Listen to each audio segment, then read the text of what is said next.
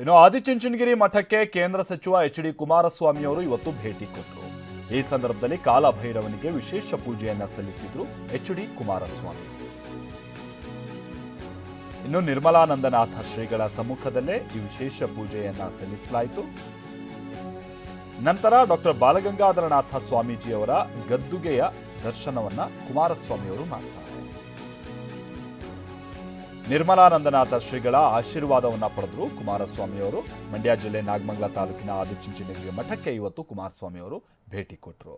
ಇತ್ತೀಚೆಗೆ ನಾವು ಒಂದು ಘಟನೆಯನ್ನು ಗಮನಿಸಿದ್ದು ಅಂತ ಅಂದರೆ ಡಿ.ಕೆ. ಶಿವಕುಮಾರ್ ಅವರು CM ಆಗಬೇಕು ಅನ್ನುವಂಥ ವಿಚಾರಕ್ಕೆ ಸಂಬಂಧಪಟ್ಟ ಹಾಗೆ ನಿರ್ಮಲಾನಂದನಾಥ ಶ್ರೀಗಳ ಅನಿಸಿಕೆಗೆ ಸಂಬಂಧಪಟ್ಟ ಹಾಗಿನ ಕುಮಾರಸ್ವಾಮಿಯವರ ಕೆಲ ಅಸಮಾಧಾನದ ಹೇಳಿಕೆಗಳನ್ನು ನಾವು ಗಮನಿಸಿದ್ವಿ.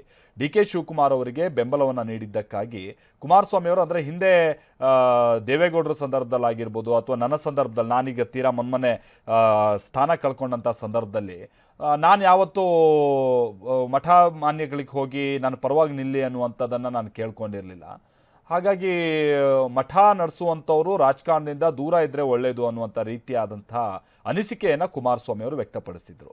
ಅದಾದ ನಂತರದಲ್ಲಿ ಇವತ್ತು ಅವರು ಮಠಕ್ಕೆ ಹೋಗಿ ಭೇಟಿ ಕೊಟ್ಟಿರುವಂಥದ್ದು ಸಹಜವಾಗಿ ಕುತೂಹಲಕ್ಕೆ ಕಾರಣ ಆಗಿತ್ತು.